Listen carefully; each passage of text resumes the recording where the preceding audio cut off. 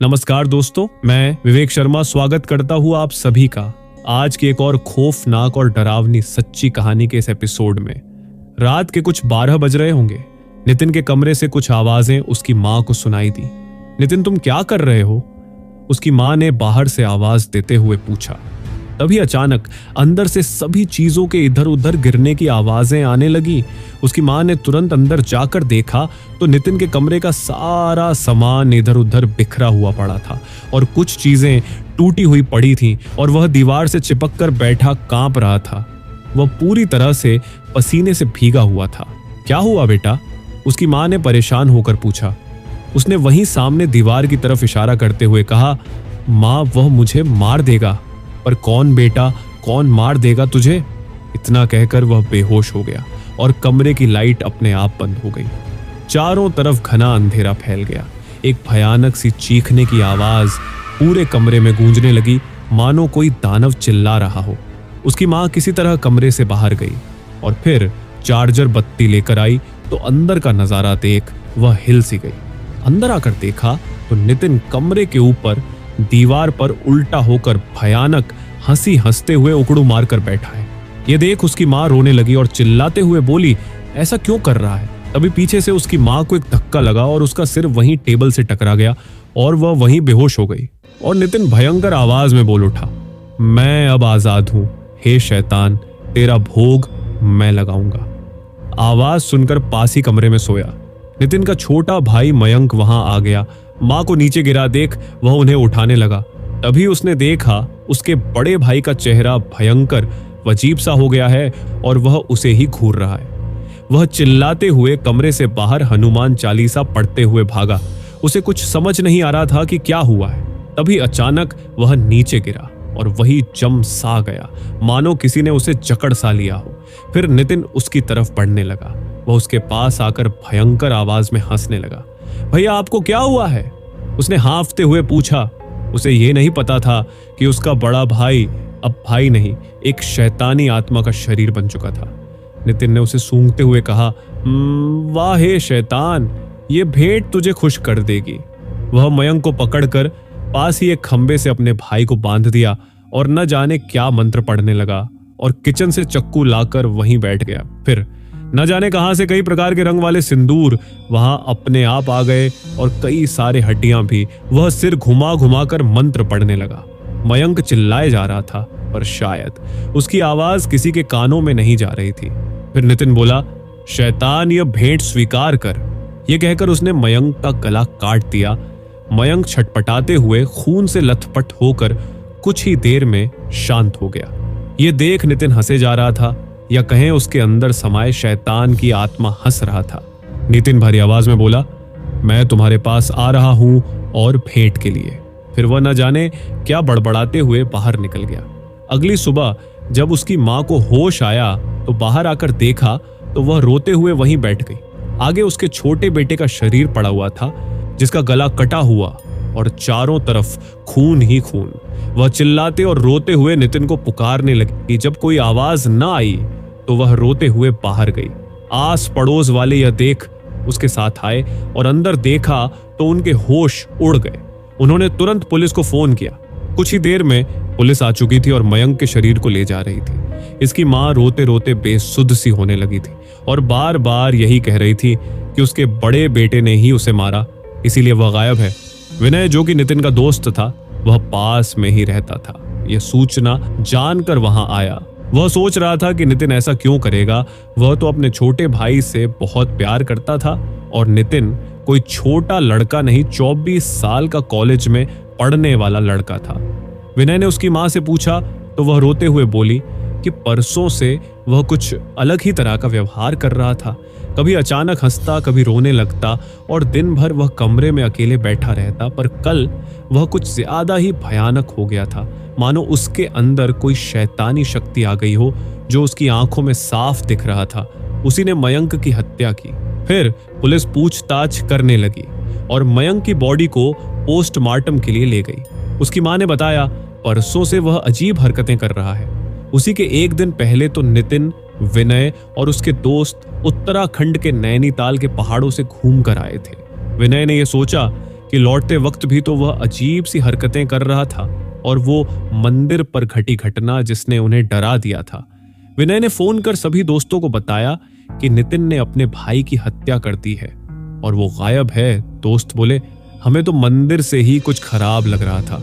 दोस्तों, इस घटना के 10 दिन पहले नितिन, विनय, शुभम और विशाल चारों बहुत खुश थे, क्योंकि वे सब उत्तराखंड घूमने जा रहे थे।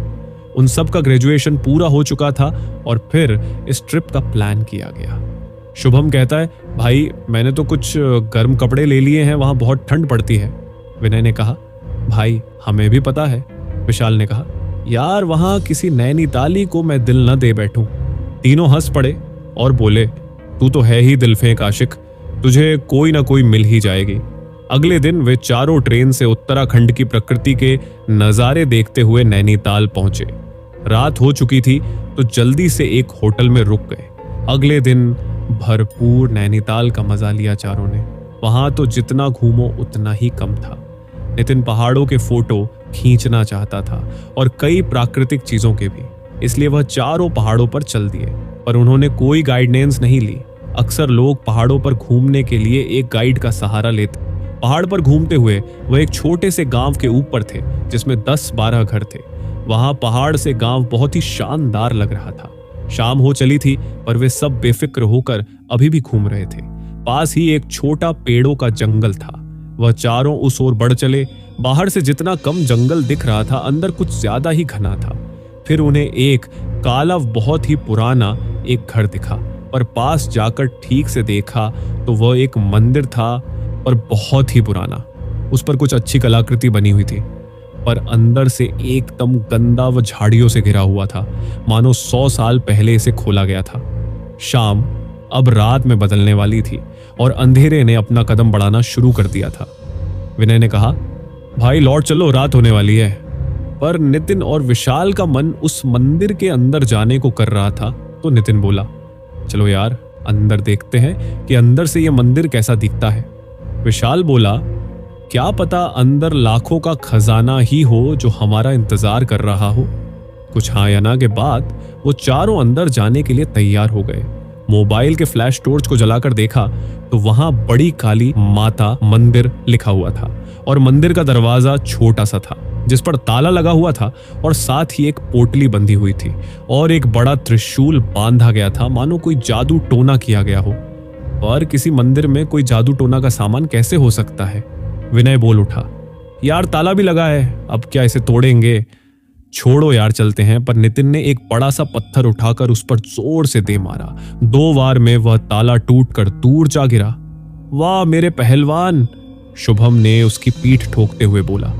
त्रिशूल को निकालकर वहीं रखा और धक्का देकर दरवाजे को खोला। जैसे ही मंदिर का दरवाजा खुला, एक चीख जैसी आवाज व एक हवा उन चारों को छूती हुई निकल गई। यह चीख सुन उन्हें कुछ डर तो लगा, पर नितिन बोला, यार कोई छोटा जानवर जंगल में चिल्ला रहा होगा, डरपोक कहीं के। बाहर से मंदिर छोटा दिख रहा था पर अंदर काफी लंबा बड़ा था। दीवार मकड़ी के जालों व कालेपन से भरी हुई थी। चारों अंदर की तरफ गए।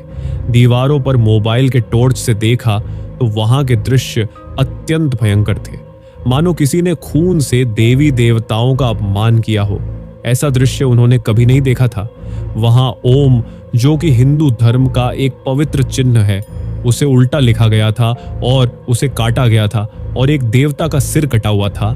साथ ही एक देवी की आंतड़ियों को काटकर नीचे गिरते हुए दिखाया गया था, मानो किसी ने इसे अभी अभी खून से बनाया हो।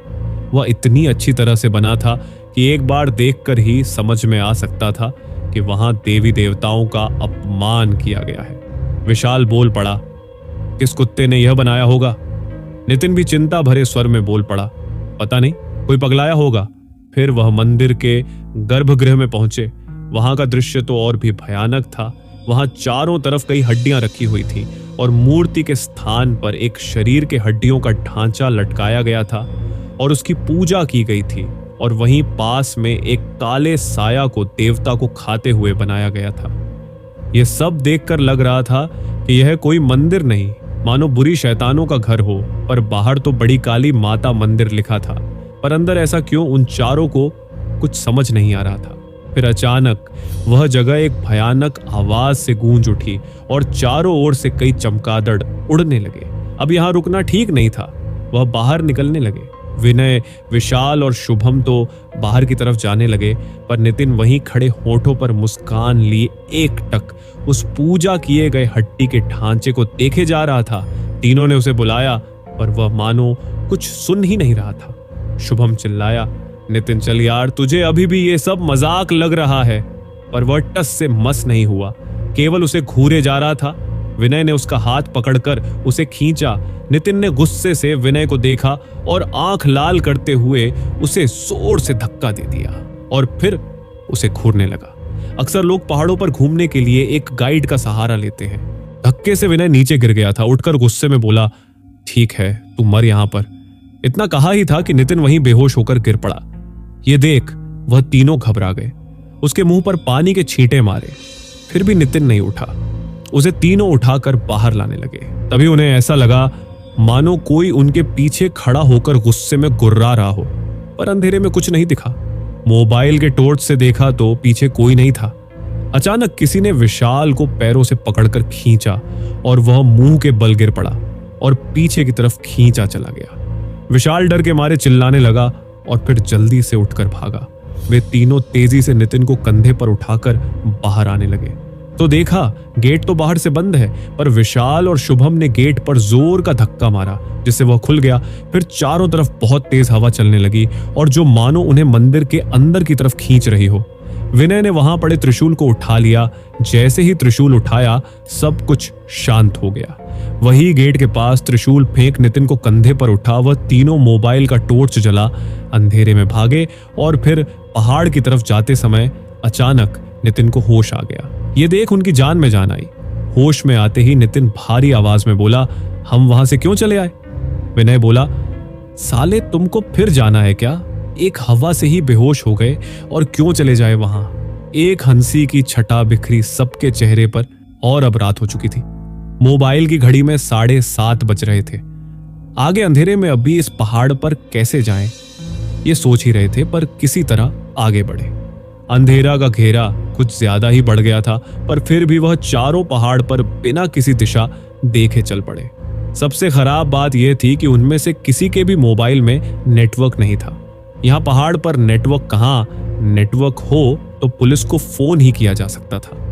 खैर एक अजीब सा डर उनके अंदर आ गया था और न जाने क्यों बीच बीच में नितिन अजीब हरकत कर रहा था। कभी कहता चलो उस मंदिर में चले, कभी कहता हम सब मर जाएंगे, तो कभी तुम सब के मांस का स्वाद बहुत अच्छा होगा। उसकी ये बातें मजाकिया भी लगती और डरावनी भी, पर उन्हें ज्यादातर मजाक ही लगा।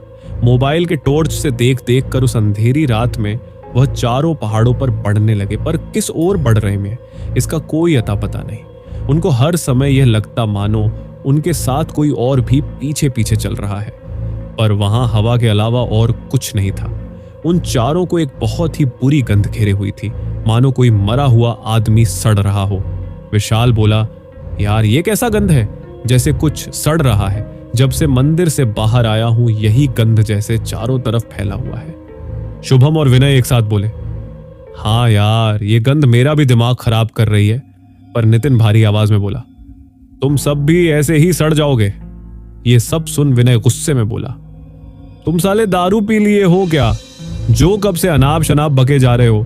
एक तो तुम दोनों के मंदिर में चलो चलो की वजह से अब अंधेरे में भटक रहे हैं और साला तुमको अलग ही मजाक सूझ रहा है। विनय ने इतना बोला ही था कि विशाल चिल्ला उठा, अरे वो देखो आग जल रही है और लालटेन लटकी हुई है, वहां नीचे कुछ घर के जैसा लग रहा है। ये देख उनकी जान में जान आई। किसी तरह वह चारों नीचे उतरे। वहां एक नहीं कई पहाड़ी छप्पर के घर थे। वह जैसे ही वहां पहुंचे तो देखा कई लोग आग जला बाहर बैठे हुए थे। वहां के लोग उन्हें अजनबी की तरह देखने लगे, पर एक आदमी उठकर बोला, बेटे तुम सब यहां कैसे? विनय बोला, काका हम सब पहाड़ों में खो गए हैं। अंधेरा होने के कारण अब हम अपने होटल तक कैसे पहुंचे? वह आदमी बोला, देखो बेटा घूमने आए लोगों का होटल पहाड़ के उस पार है और अब तो रात हो गई है और अब वहां कोई नहीं जाएगा। विशाल बोला, तो काका हम क्या करें? काका बोले, आज रात यहीं हमारे पास ही ठहर जाओ, कल सुबह मेरे लड़के बाला के साथ चले जाना। विनय, काका बहुत बहुत धन्यवाद। कोई बात नहीं बेटा, जैसे खुदा हमारी मदद करते हैं ऐसे ही हम भी तो मदद कर ही सकते हैं, काका बोले। अब रात कड़ाके की ठंड पड़ रही थी तो वहीं बाहर आग के पास सब बैठ गए। काका बोले, अरे बाला, अपनी माँ से कहा कुछ लोग आए हैं, जरा दाल और रोटी चढ़ा दे। फिर उनसे बोले, बेटा क्या है ना, हम सब खा चुके हैं, तुम सब तो भूखे होंगे। विशाल बोला, क्यों परेशान हो रहे हो बाबा, हमारा पेट भी भरा है। बाला भी उन चारों के साल का ही था। वह रोज सुबह जाकर गर्म कपड़े और लकड़ियों से बने कई सुंदर सामान वहां आने वाले पर्यटकों को बेचता था और इसमें उनके काका भी यही काम करते थे। उसी से उनका घर संसार चलता। केवल वही नहीं, वहां के आसपास के सभी यही काम करते थे। काका बोले, बेटा तुम सब इन पहाड़ों में क्यों इतनी रात में रुक गए? विनय बोला, अरे काका, वो ऊपर एक जंगल में एक पुराना मंदिर देखने लगे, उसी में देर हो गई। काका घबराकर बोले, कौन? वो जंगल वाली बड़ी काली माता मंदिर? विनय बोला, हाँ काका वही। ये बात हो ही रही थी कि नितिन धड़ाम से खटिया से नीचे जा गिरा। वह एक बार फिर न जाने क्यों बेहोश हो गया। सब उसे उठाने में लग गए। उसे उठा, फिर खटिए पर लेट आया। उसका पूरा शरीर बर्फ की तरह ठंडा था, मानो उसके अंदर जान ही न हो। फिर नितिन को वहीं एक कंबल ओढ़ा दिया। विनय बोला, शायद इसे बुखार हो गया है, शाम से यह दूसरी बार बेहोश हुआ है। काका बोले, बेटा क्या तुम सब उस मंदिर के अंदर तो नहीं गए थे? वह जगह बहुत ही खतरनाक है। वहां में जवाब देने वाले थे, पर खतरनाक वाली बात सुन विशाल बोला, अरे नहीं काका, हम तो केवल उसे देखने गए थे, देखकर चले आए। काका बोले, अच्छा किया। शुभम बोला, पर वह मंदिर खतरनाक क्यों है? काका बोले, वह अशुभ जगह है, सब ऐसा मानते हैं और वहां कोई नहीं जाता। तभी नितिन अचानक भयानक आवाज में चिल्ला उठा और छटपटाने लगा। शुभम और विनय ने उसे पकड़ा। वह न जाने कैसी कैसी आवाजें निकालकर कुछ कह रहा था, फिर एकदम से ठीक हो गया, मानो उसे कुछ हुआ ही नहीं है। नितिन बोला, तुम सब मुझे ऐसे क्यों घूर रहे हो, क्या हुआ? विशाल बोला, नौटंकी साला, अभी तो बेहोश हुआ था और अब बोल रहा है क्या हुआ? नितिन फिर से एकदम ठीक था। ये देख विनय ने कुछ नहीं बोला, पर उसे यह लग रहा था कि कुछ तो गड़बड़ है नितिन के साथ। मंदिर में जाने के बाद अब वह सामान्य नहीं था और काका के अनुसार वह मंदिर एक खतरनाक जगह है, पर विनय ने ज्यादा ध्यान नहीं दिया। तब तक खाना बनकर भी आ चुका था। दाल और मोटी मोटी रोटी काकी ने बनाई थी। रात के 9 से ज्यादा बज रहे थे और उन्हें भूख भी लगी थी, तो चारों खाने पर टूट पड़े। वो सामान्य सी दाल रोटी उनकी सोच से ज्यादा लजीज और स्वादिष्ट थे। काका बोले, बेटा यही रूखा सूखा है, इसी से पेट भर लो, ईश्वर ने इतना ही दिया है। विनय बोला, अरे काका यही बहुत है हमारे लिए और ये बहुत ही स्वादिष्ट है, चलो तुम सबको अच्छा तो लगा? विशाल बोला, काका एकदम मस्त है। नितिन बोला, यहां मांस नहीं बनता क्या? पर यह भी अच्छा है। ये सुन सभी हंस पड़े और कुछ ही देर में खाना समाप्त हुआ। फिर कुछ देर आग तापने के बाद वहीं पास में एक जगह पर वह चारों लेट गए। बाला और काका भी अंदर सोने चले गए। विनय बोला, शुभम कभी सोचा था कि हम यहां ऐसे सोएंगे? शुभम बोला, ऐसे अच्छे लोग अब कहां भाई इस जालिम दुनिया में। विशाल गहरी सांस लेते हुए बोला, जिंदगी में फिर कभी नैनीताल आऊंगा तो यहां काका से मिलने जरूर आऊंगा। हाँ यार, पहाड़ों पर घूमने की वजह से वह सब थके हुए थे, तो लेटते ही नींद ने उन्हें अपने आगोश में ले लिया और शीतल रात उन्हें अपने सपने में ले गई। शुभम की नींद खुली। उसने मोबाइल में देखा तो सुबह के 4:30 बजने वाले थे। उसे जोरों की पेशाब लगी थी। वह उठकर बाहर आया तो एक बार शुभम को लगा कि कोई बाहर खड़ा है, पर जैसे ही उसने देखा तो वह चीज एक साया के धुआं की तरह उसके सामने से उड़ गई। उसे लगा कि कोई वहम होगा। फिर वह पेशाब करने लगा, पर जब उसने पीछे देखा तो फिर कोई खड़ा था। उसने हड़बड़ाहट में मोबाइल का फ्लैश जलाया तो आगे देख उसके होश उड़ गए। वह नितिन था, पर वह जमीन से एक हाथ ऊपर उठा हुआ था। उसका सर ऊपर आसमान की तरफ था और मुंह खुला हुआ था, लेकिन शुभम के देखते देखते वह उसकी आंखों के सामने ही कहीं गायब हो गया। शुभम घबराया। अपने दोस्तों को यह बताने के लिए उस ओर बढ़ा जहां सब सो रहे थे। शुभम चिल्लाते हुए उस ओर गया जहां सब सोए हुए थे, लेकिन वहां नितिन नहीं था। तो वह सबको जगाने लगा। चिल्लाहट सुन सब जग गए। तो शुभम बोला, नितिन अभी यहां बाहर से ही गायब हो गया, मैंने अपनी आंखों से देखा। विनय आंख मलते हुए बोला, क्या बकवास कर रहा है, ध्यान से देख, वहीं बाहर होगा और यहां से किधर जाएगा। शुभम चिल्लाकर बोला, दिखा कहां है? मैंने बोला ना, वह अभी यहां से गायब हो गया। विशाल बोला, पर गया कहां? ये नितिन की नौटंकी भी ना। तीनों बाहर आकर इधर उधर उसे ढूंढते हुए देखने लगे। आवाज सुनकर काका और बाला भी बाहर आ गए। काका बोले, क्या हुआ बेटे, इतने परेशान क्यों हो? विशाल बोला, हमारा नौटंकी बाज नितिन गायब है और ये शुभम कह रहा है कि वह गायब हो गया। काका बोले, देखो यहीं कहीं आसपास होगा। तभी विनय बोला, सब अपना अपना सामान उठाओ, मुझे पता है वह कहां है, जल्दी करो। मैं जहां सोच रहा हूं वह वहीं है। सब जाने को तैयार हो गए। काका को धन्यवाद कहे उसी जगह एक बार फिर पहाड़ के ऊपर जाने लगे। कुछ दूर चल विशाल बोला, हम जा कहां रहे हैं? विनय ने कहा, मंदिर, जहां हम कल गए थे। शुभम संकोच स्वर में बोला, पर हम उस मंदिर में फिर क्यों जा रहे हैं? क्या नितिन वहां है? विनय, हाँ यार, तुम लोग कुछ समझ रहे हो कि नहीं? उस मंदिर से आने के बाद उसने कितने बार वहां जाने की बात की, मुझे पक्का लगता है वह वहीं होगा। विशाल, यार पर काका ने कहा कि वह जगह खतरनाक है और अंदर जाने से मना किया है। विनय बोला, कल तो बड़े कह रहे थे अंदर चलो खजाना मिलेगा, और आज फट रही है। कुछ देर पहाड़ पर इधर उधर चलने के बाद आखिर उन्हें वह जंगल मिल ही गया। कुछ ही देर में वह मंदिर के सामने थे। मंदिर खुला हुआ था और अंदर से किसी की आवाज बाहर तक गूंज रही थी, मानो कोई बहुत जोर जोर से मंत्र पढ़ रहा है। तीनों अंदर की तरफ तेजी से दौड़े, पर गेट पर पहुंचते ही एक अदृश्य शक्ति ने उन्हें पीछे धकेल दिया। वह तीनों पीछे की तरफ जा गिरे। फिर अंदर से एक अदृश्य सी हवा ने चारों तरफ से उन्हें घेर लिया। तभी विनय ने पास ही रखे त्रिशूल को उठा लिया और हनुमान चालीसा पढ़ते लगा और मंदिर के अंदर बढ़े।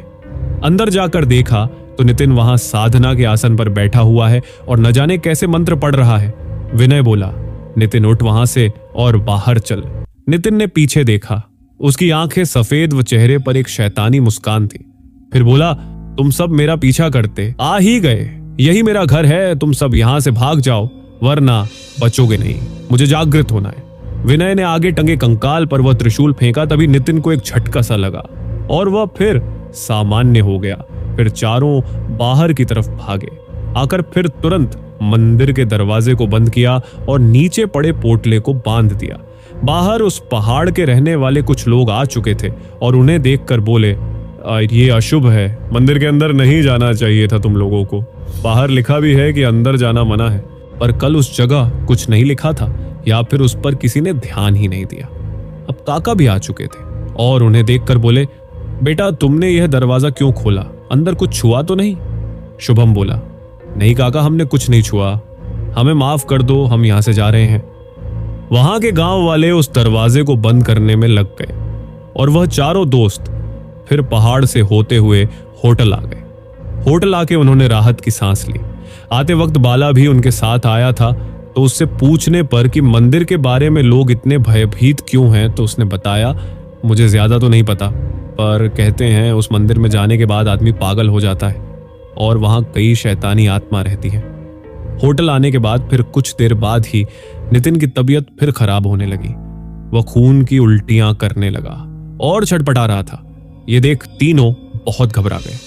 फिर वहीं पास के एक लोकल हॉस्पिटल में ले गए और उसे ग्लूकोज लग गया। तब जाकर वह कुछ शांत हुआ।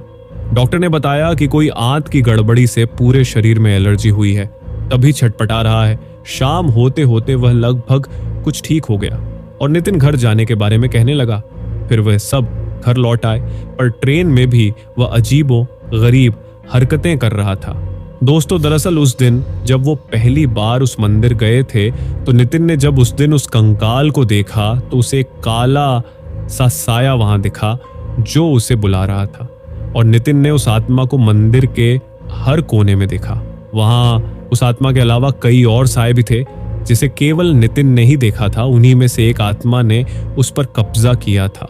घर आने के बाद भी वह उसके अंदर था, और जिस दिन नितिन ने अपने भाई का गला काटा, जैसा कि मैंने आपको शुरू में ही बताया, वह अमावस्या का दिन था और उस दिन कोई और ही शैतानी शक्ति नितिन के अंदर जागृत हुई थी जिसने उसके भाई की हत्या कर दी, और वह अब घर से गायब था। पर वह गया कहाँ और मंदिर का क्या रहस्य है, ये सब आपको कहानी के अगले भाग में पता चलेगा। कहानी ज्यादा लंबी होने की वजह से उसे दूसरे पार्ट में रखा। इस कहानी के पार्ट 2 को डिस्क्रिप्शन में दिए लिंक पर क्लिक कर देख सकते हैं और वीडियो के एंडिंग में भी इस वीडियो के दूसरे भाग को देख सकते हैं। यदि आपको वीडियो अच्छी लगे तो चैनल को सब्सक्राइब जरूर कर देना, ताकि आपको इसी तरह भूतों की सच्ची कहानियां आगे भी सुनने को मिलती रहे। मिलते हैं किसी और वीडियो में। धन्यवाद।